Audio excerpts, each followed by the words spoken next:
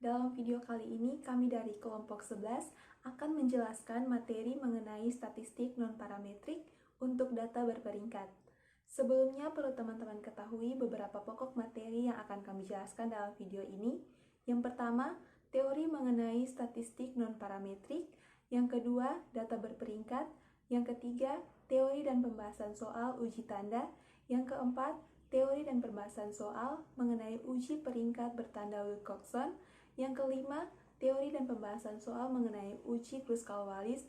Dan yang keenam, teori dan pembahasan soal mengenai koefisien korelasi Spearman.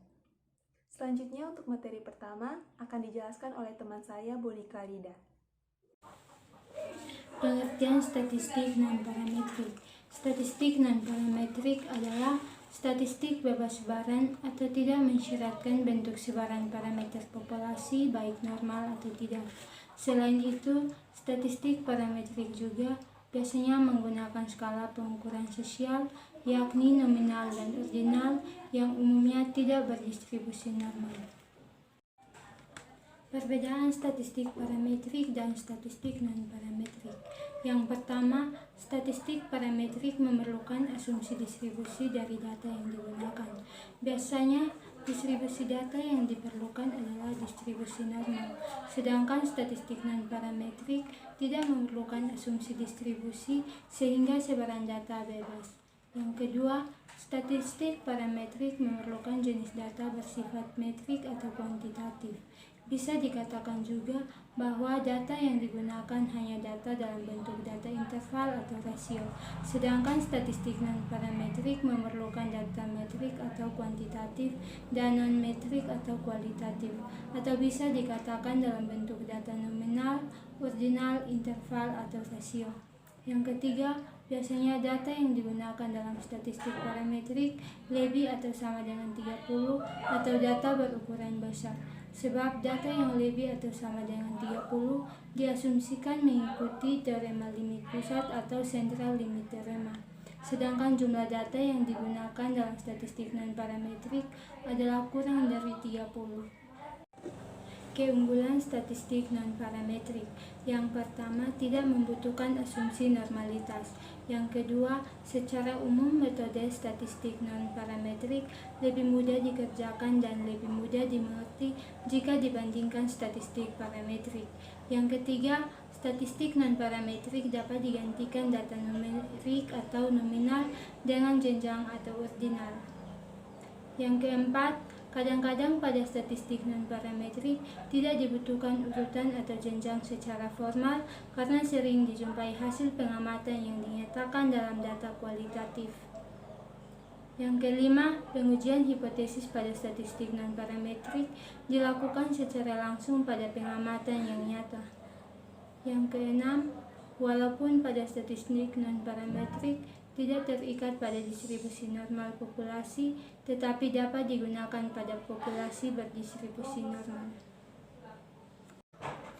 Kelemahan statistik non-parametrik. Yang pertama, statistik non-parametrik terkadang mengabaikan beberapa informasi tertentu. Yang kedua, hasil pengujian hipotesis dengan statistik non-parametrik tidak setajam statistik parametrik.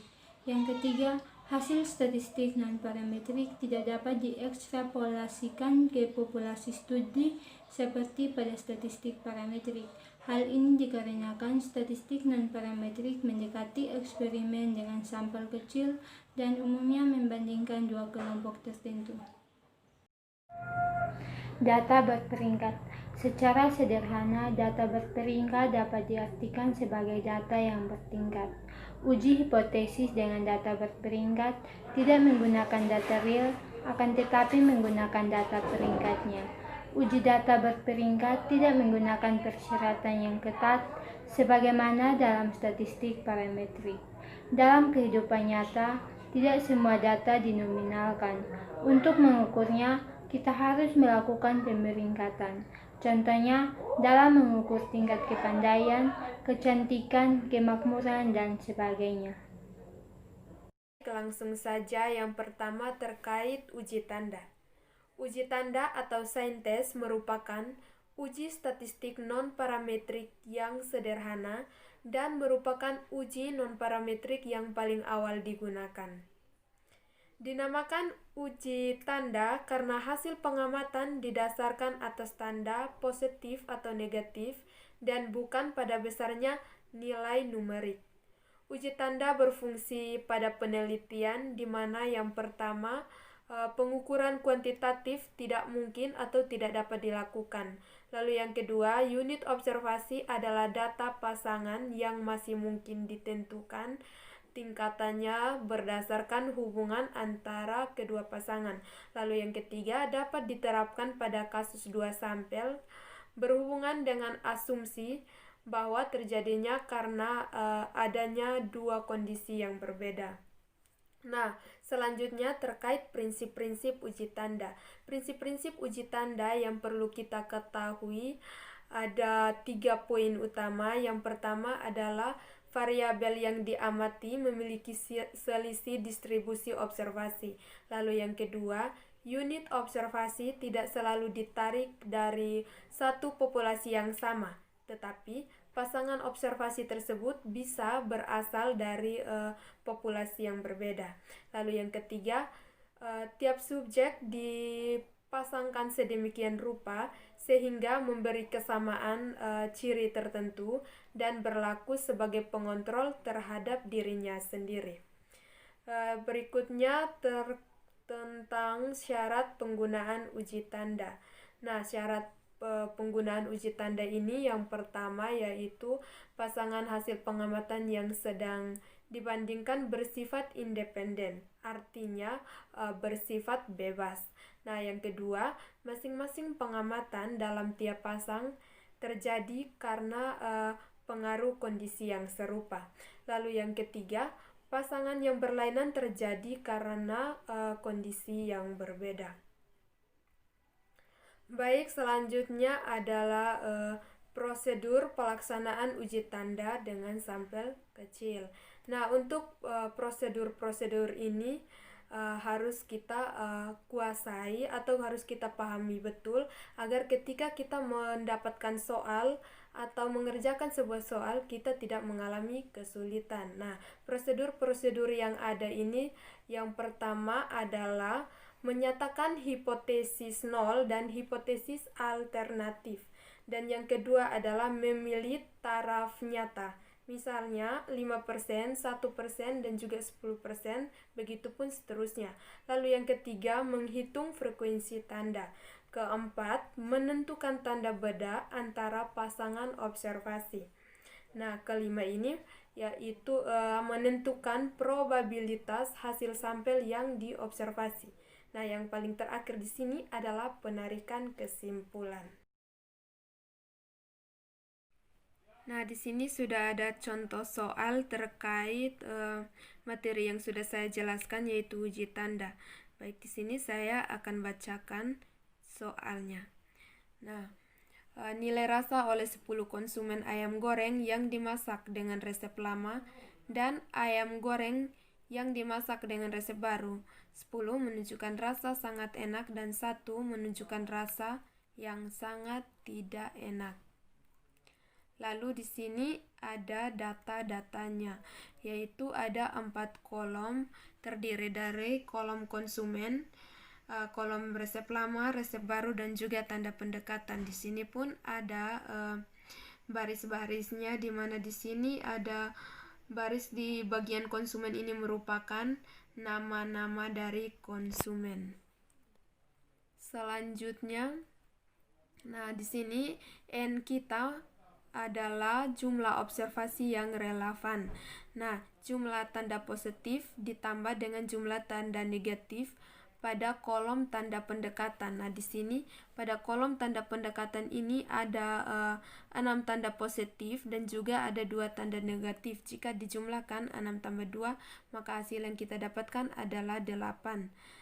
Nah, untuk R-nya adalah jumlah tanda yang paling sedikit, yaitu di sini adalah 2. Nah, untuk menyelesaikan soal ini kita kembali pada prosedur yang sudah saya jelaskan tadi. Nah, prosedur Prosedur yang paling pertama untuk menyelesaikan contoh soal di atas adalah yang pertama, yaitu menyatakan hipotesis nol atau H0 dan hipotesis alternatif atau HA. Nah, H0 pada P sama dengan 0,5. Artinya resep baru tidak memberikan rasa lebih enak daripada resep lama. Lalu HA atau H alternatifnya ketika P lebih kecil, lebih besar dari 0,5, artinya resep baru memberikan rasa lebih enak daripada resep lama, di mana P adalah probabilitas adanya perbaikan rasa. Lalu prosedur yang kedua yaitu memilih taraf nyata. Taraf nyatanya adalah 0,05. Yang ketiga adalah menghitung frekuensi tanda. Dari data di atas diperoleh 6 tanda positif, 2 tanda negatif, dan juga 2 tanda nol. Nah, ini kita bisa lihat pada kolom tanda pendekatan Y kurang X di sini ada 6 tanda positif dan juga ada 2 tanda nol dan juga ada 2 tanda negatif. Lalu prosedur yang berikutnya adalah menentukan tanda beda antara pasangan frekuensi. Nah, untuk tanda beda ini sudah tertera pada tabel pengamatan kita. Ya. Di sini lalu selanjutnya adalah menentukan probabilitas hasil sampel yang diobservasi. Nah, dari data diperoleh N kita adalah 8 dan R kita adalah 2. Maka dari tabel binominal diperoleh hasil bahwa N sama dengan 8 pada P sama dengan 0,50. Nah, untuk R0-nya sama dengan 0,0039, R1 sama dengan 0,0312, R2-nya sama dengan 0,1094, dan juga R3-nya sama dengan 0,1445. Lalu prosedur yang paling terakhir untuk menyelesaikan soal di atas yaitu penarikan kesimpulan. Nah, karena dalam contoh kita 0,05 lebih kecil dari 0,1445, maka kita menerima hipotesis 0. Resep baru tidak bisa dikatakan sebagai perbaikan atas perbaikan rasa atas resep lama. Artinya resep baru sama dengan resep lama, tidak berbeda. Nah, materi selanjutnya adalah uji peringkat bertanda Wilcoxon. Nah, langsung saja, pada tahun 1945, Frank Wilcoxon mengusulkan suatu cara non-parametrik yang amat sangat sederhana untuk membandingkan dua populasi kontinu bila hanya tersedia sampel bebas yang sedikit dan kedua populasi asalnya tidak normal. Uji ini digunakan untuk menguji kondisi atau variabel pada sampel yang berpasangan atau dapat juga untuk penelitian sebelum dan sesudah. Dalam uji ini ingin diketahui manakah yang lebih besar dari antara pasangan. Cara ini sekarang dinamakan uji Wilcoxon atau uji ranking bertanda Wilcoxon. Merupakan penyempurnaan dari uji tanda. Uji Wilcoxon ini hampir sama dengan uji tanda, tetapi besarnya selisih nilai angka antara positif dan juga negatif diperhitungkan dan digunakan untuk menguji hipotesis komparatif dua sampel berpasangan.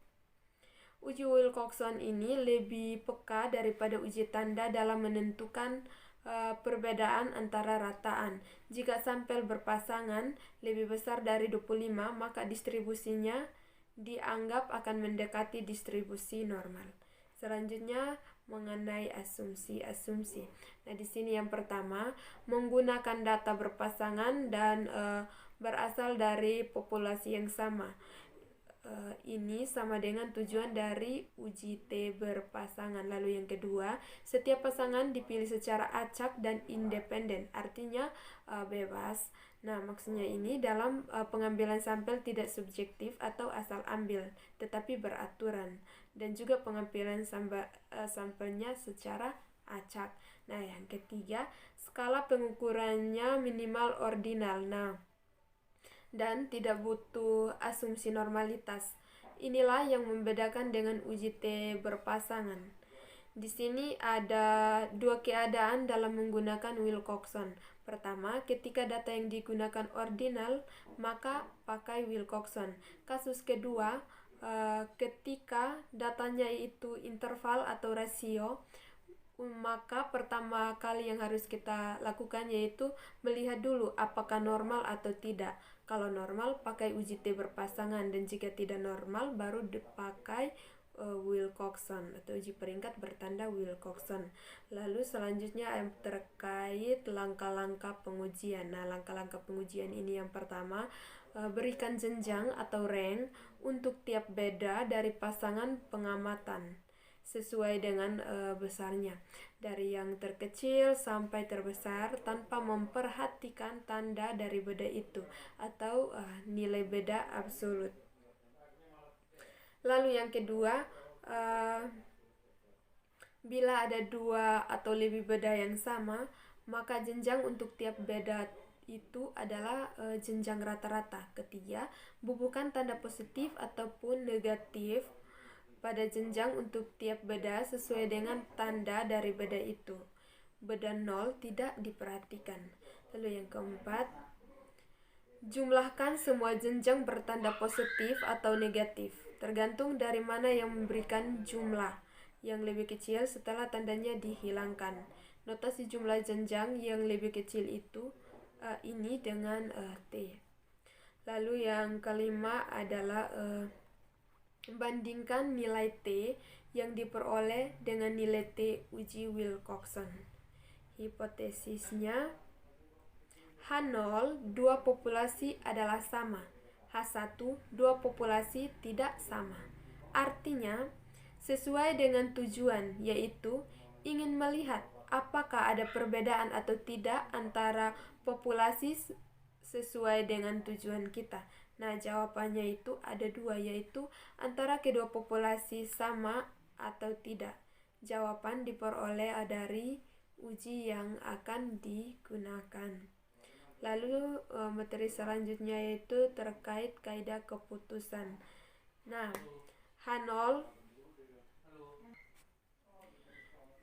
diterima apabila T lebih besar atau sama dengan T alfa. Lalu H0 ditolak apabila T lebih kecil dari T alfa. Sedikit info bahwa nilai T ini diperoleh dari rumus yang digunakan dalam uji Wilcoxon, sedangkan T alfa ini diperoleh dari tabel khusus Wilcoxon. Nah, selanjutnya di sini sudah kami siapkan salah satu contoh soal terkait materi yang sudah saya paparkan tadi, yaitu tentang uji peringkat bertanda Wilcoxon. Nah, di sini akan saya coba untuk bacakan soalnya. Sebuah bengkel motor ingin menguji penemuan baru alat penghemat BBM. Sampel diambil secara acak sebanyak 13 motor dan kemudian diuji pada masing-masing motor sebelum dipasangkan alat penghemat BBM dan setelah dipasangkan alat penghemat BBM. Harapan dari bengkel tersebut setelah dipasangkan alat penghemat BBM, jarak tempuh motor tersebut semakin lama dibandingkan dengan sebelum dipasangkan alat penghemat BBM. Nah, di sini teman-teman bisa melihat di sini sudah ada data-datanya, di mana di sini ada beberapa kolom, ada jenis motor sebelum alat dipasang dan juga setelah alat dipasang. Di sini pun ada beberapa baris, yaitu dari jenis motor ini ada jenis motor A sampai dengan M. Nah, di sini sebelum dipasangkan alat, menit yang ditempuh sebanyak 18,3 pada jenis motor A, dan setelah dipasangkan alat menjadi 12,7 menit, bahkan ini menurun. Lalu selanjutnya jenis motor B, sebelum alat dipasang jarak tempuhnya 13,3 menit, namun setelah alat dipasang menjadi 11,1 menit. Begitupun sampai seterusnya. Nah, di sini kita punya data sebanyak 13, yaitu dari jenis motor A sampai dengan M. Dari data ini saya akan mencari selisih, mencari kolom selisih. Nah, di sini rumus untuk mendapatkan kolom selisih yaitu setelah alat dipasang dikurangi dengan sebelum alat dipasang.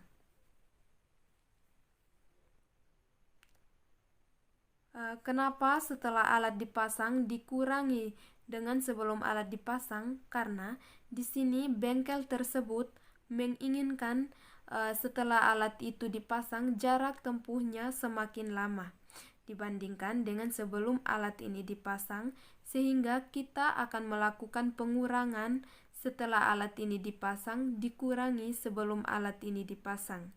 Jadi harapan dari bengkel tersebut ialah ia menginginkan adanya perubahan. Selisihnya yang pertama di sini adalah min 5,6. Min 5,6 ini didapat dari 12,7 dikurangi dengan 18,3 pada jenis motor A, sehingga hasilnya yaitu min 5,6. Setelah alat dipasang, ternyata motor ini semakin boros. Kemudian jenis motor kedua, yaitu selisihnya min 2,2. Min 2,2 ini didapat dari 11,1 dikurangi dengan 13,3 sampai dengan seterusnya, yaitu 23,4 pada kolom selisih pada jenis motor M. Hasil ini didapat dari 36,8 dikurangi dengan 13,4 sehingga hasilnya 23,4.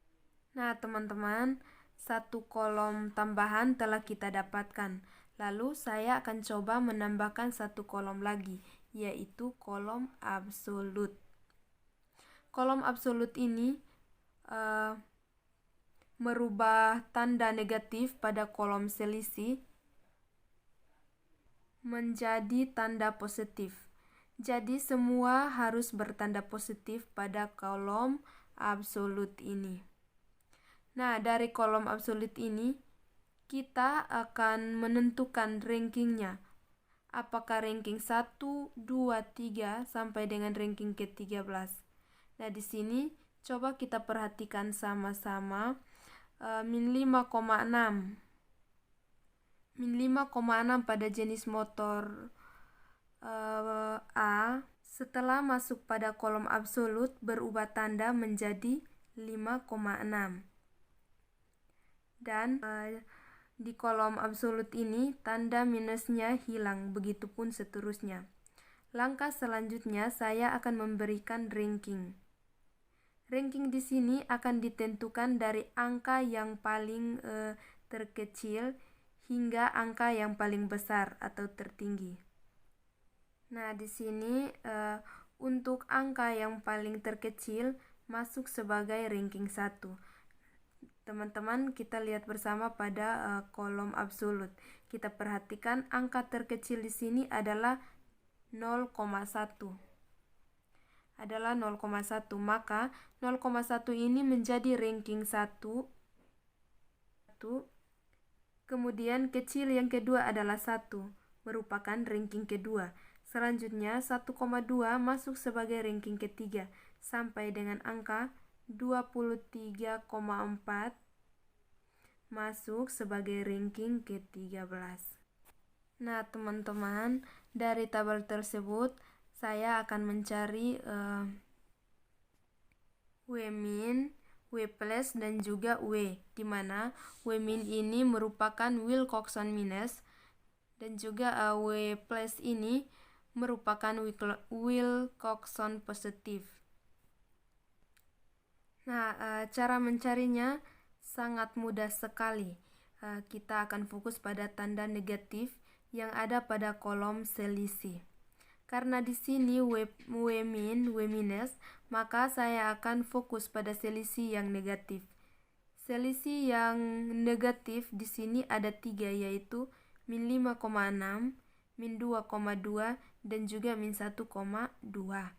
Nah, nilai W min ini yaitu kita akan menjumlahkan ranking pada baris yang bertanda minus.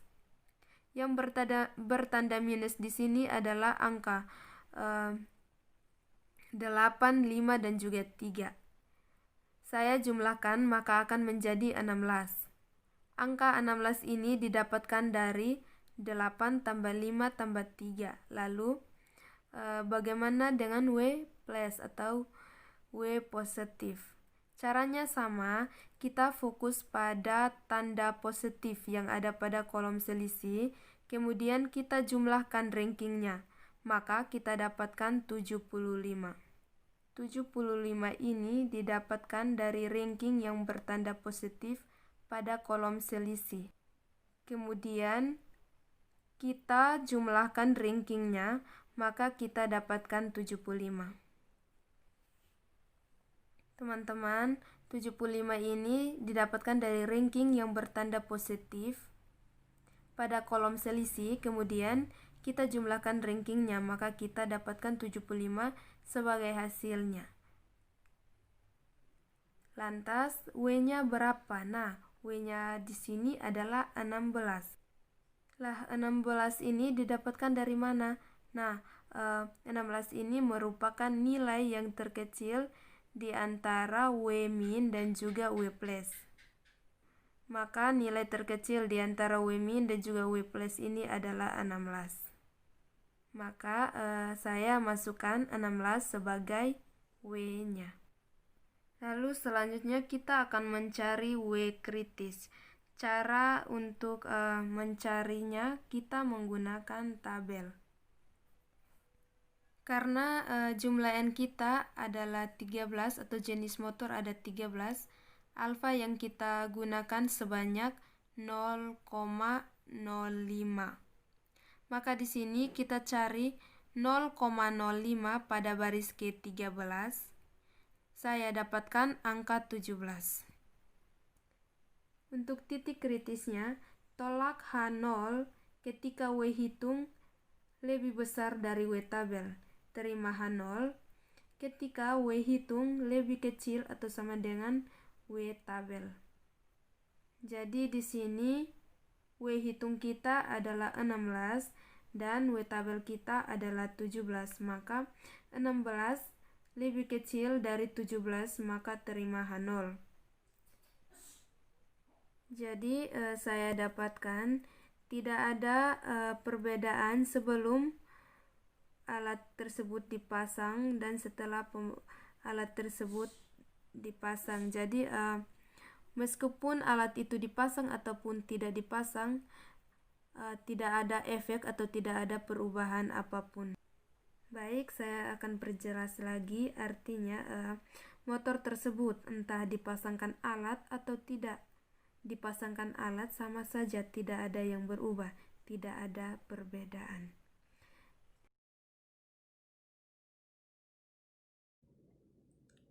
Baik teman-teman, materi selanjutnya adalah uji Kruskal-Wallis. Uji Kruskal-Wallis sering disebut uji Kruskal-Wallis satu arah ANOVA yang pertama kali diperkenalkan oleh William Kruskal dan juga William Wallis.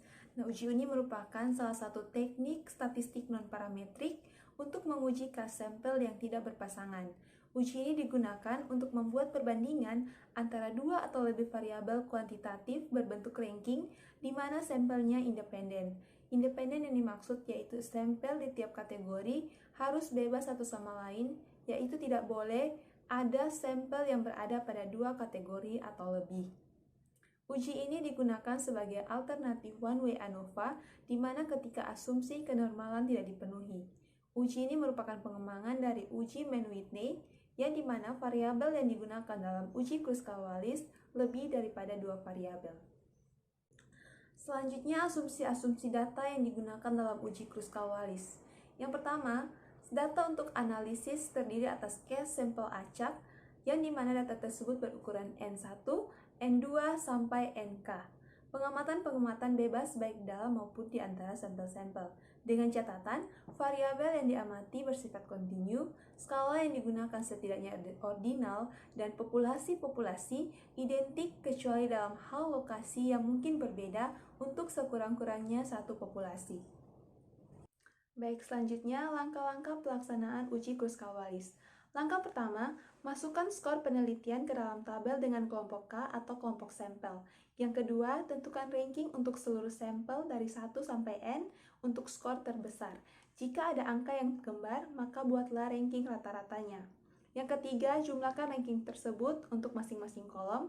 Yang keempat, tentukan hipotesis. Yang kelima, menentukan tingkat signifikasi atau alfa.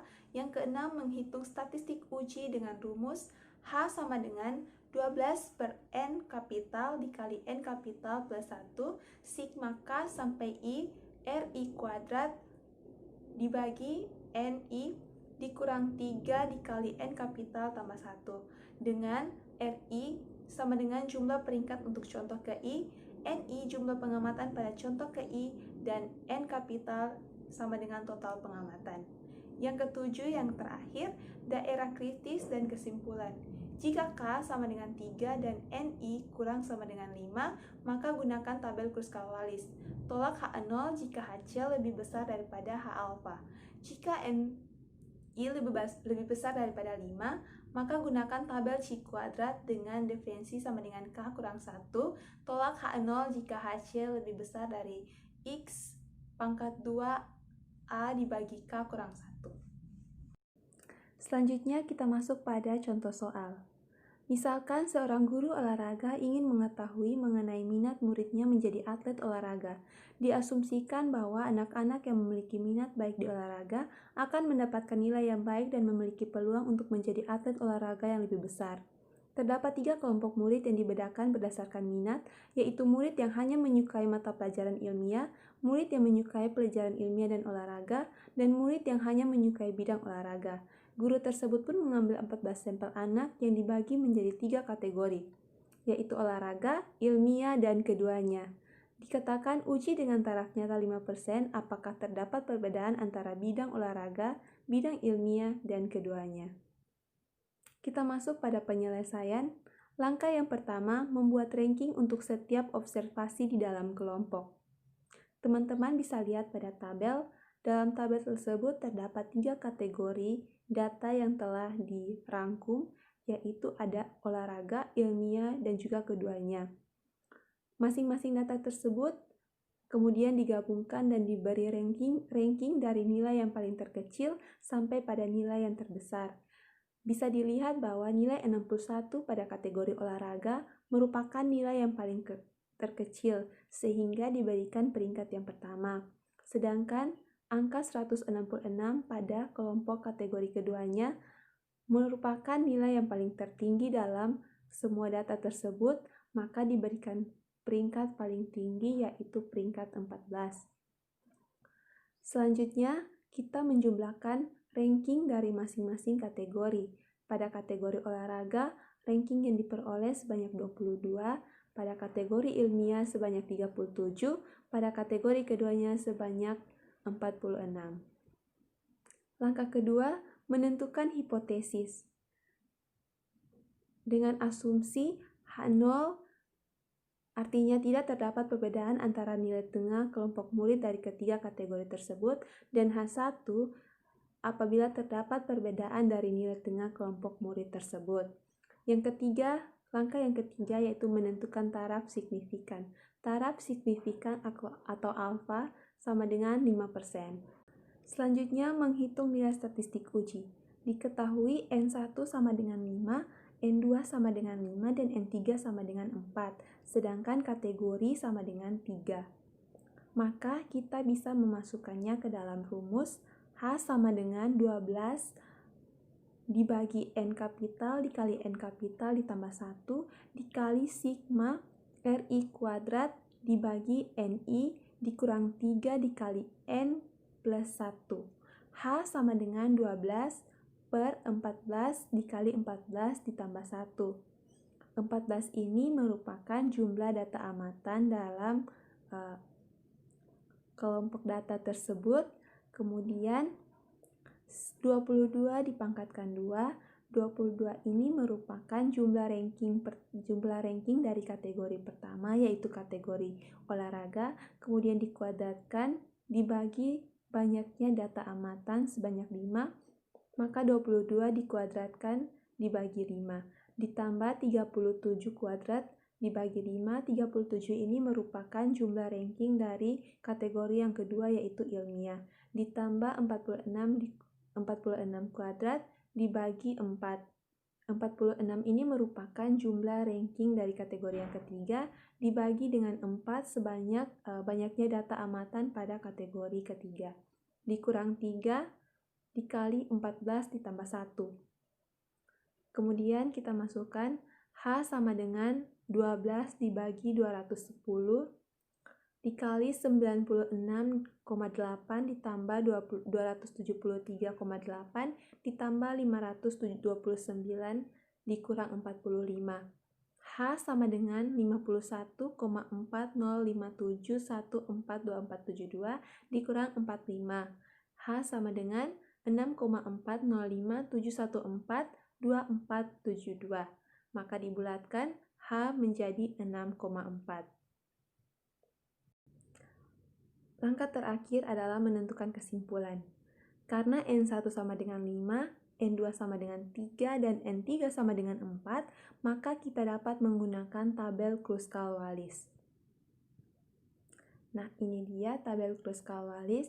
Kita bisa lihat pada ukuran contoh N1, N2, N3, tabel yang kedua dari bawah, yaitu dengan ukuran contoh 455 dengan alfa 0,05, hasilnya adalah 5,6. Ini teman-teman bisa lihat dengan ukuran contoh 4, 5, dan 5 dengan alfa 0,5, maka nilai yang didapat di sini adalah 5,6. Maka didapat dari tabel Kruskal-Wallis tersebut untuk ukuran contoh 4, 5, 5 dengan alfa sama dengan 0,05 adalah 5,6, maka dapat disimpulkan karena H sama dengan 6,4 lebih besar daripada H alfa sama dengan 5,6, maka H0 ditolak. Artinya ada perbedaan nilai tengah dari 3 kelompok murid tersebut.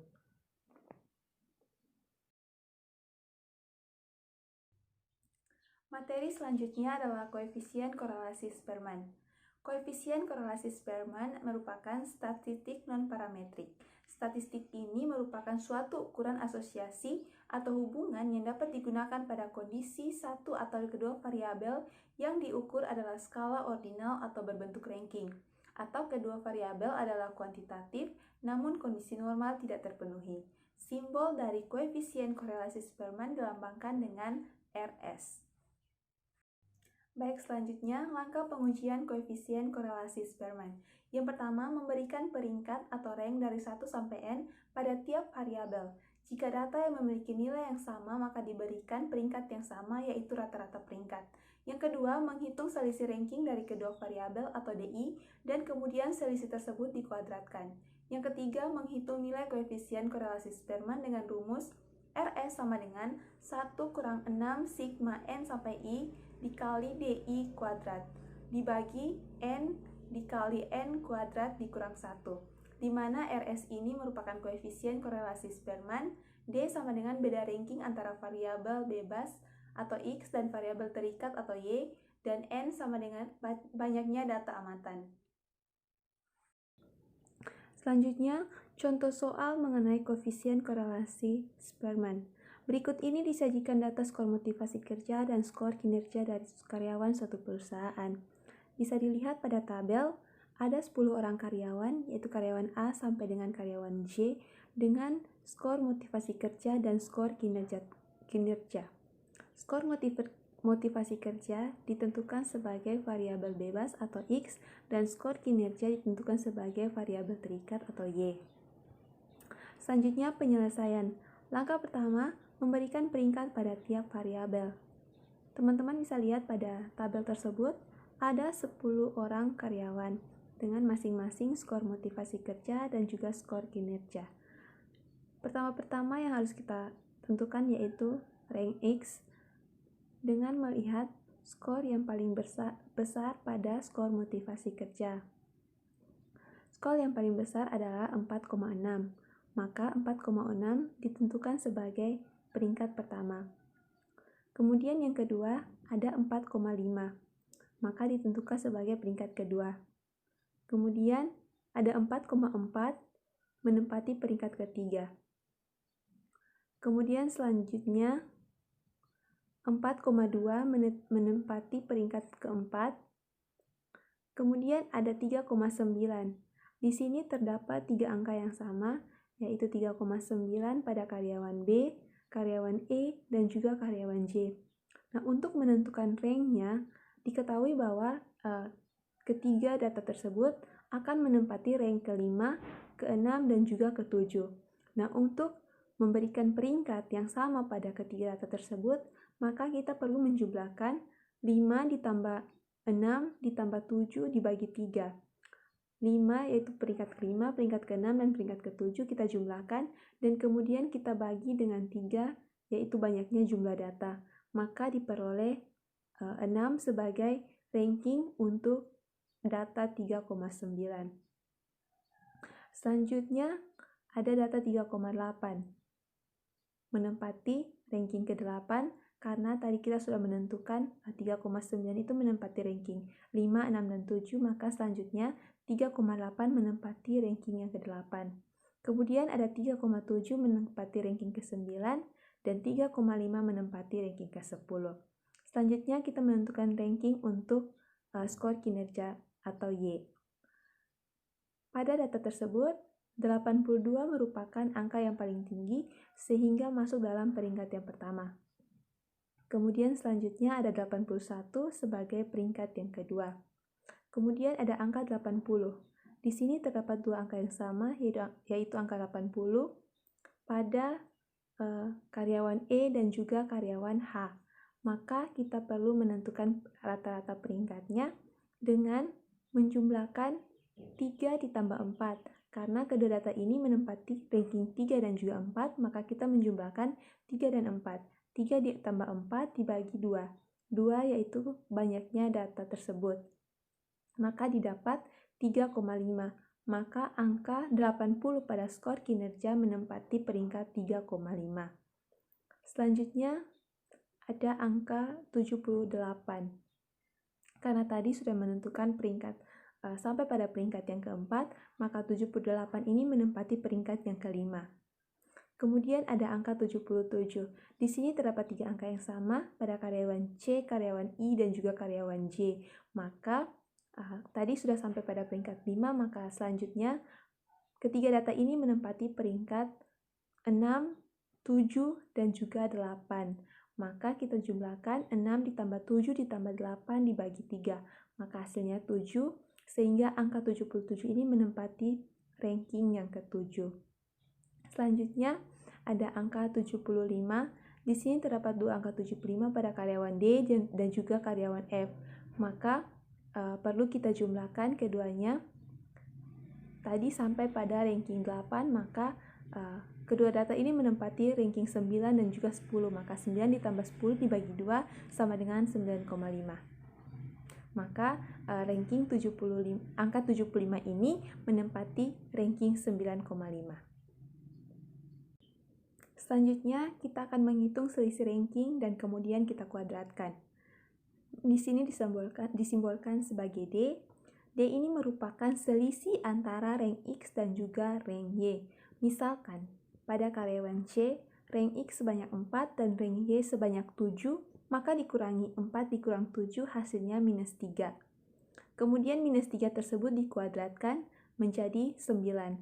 Kemudian selanjutnya pada karyawan yang keempat, karyawan D dengan rank X sebanyak 10 dan rank Y sebanyak 9,5. Selisihnya 10 dikurang 9,5, hasilnya 0,5. Kemudian 0,5 tersebut dikuadratkan dan menjadi 0,25. Begitupun seterusnya hingga dari tabel tersebut kita ketahui D kuadrat sama dengan 22 dan N sama dengan 10. N ini adalah banyaknya karyawan atau banyaknya data yang diamati. Langkah selanjutnya adalah menghitung koefisien korelasi Spearman. Dari data yang telah kita ketahui dan hasil yang telah kita dapat berupa DI kuadrat sama dengan 22 dan N sama dengan 10, maka kita bisa masukkan pada rumus RS sama dengan 1 dikurang N 6 sigma DI kuadrat dibagi N dikali N kuadrat kurang 1. RS sama dengan 1 dikurang 6 kali 22 dibagi 10 kali 10 kuadrat kurang 1. RS sama dengan 1 kurang 132 dibagi 10 kali 99. RS sama dengan 1 dikurang 132 bagi 990. RS sama dengan 1 kurang 0,133. Maka hasil dari koefisien korelasi Spearman ini adalah 0,867. Langkah yang terakhir adalah menentukan kesimpulan. Kita bisa lihat pada ukuran korelasi menurut beberapa referensi, misalnya Guilford. Berdasarkan hasil hitungan yang telah kita dapat, bahwa nilai koefisien korelasi Spearman adalah 0,867, maka bisa kita ketahui bahwa koefisien korelasi rank Spearman yang kita dapatkan lebih besar daripada 0,70 dan lebih kecil daripada 0,90. Artinya bahwa hubungan antara variabel skor motivasi kerja dan skor kinerja memiliki korelasi yang kuat. Baik teman-teman, demikian penjelasan dari kelompok 11 mengenai statistik non-parametrik data berperingkat. Semoga teman-teman bisa memahami apa yang sudah kami jelaskan dalam video ini. Jika teman-teman belum paham, kami persilakan untuk bertanya. Selebihnya kami mohon maaf jika terdapat kesalahan dalam pembuatan video ini. Sekian dari kelompok kami, terima kasih banyak.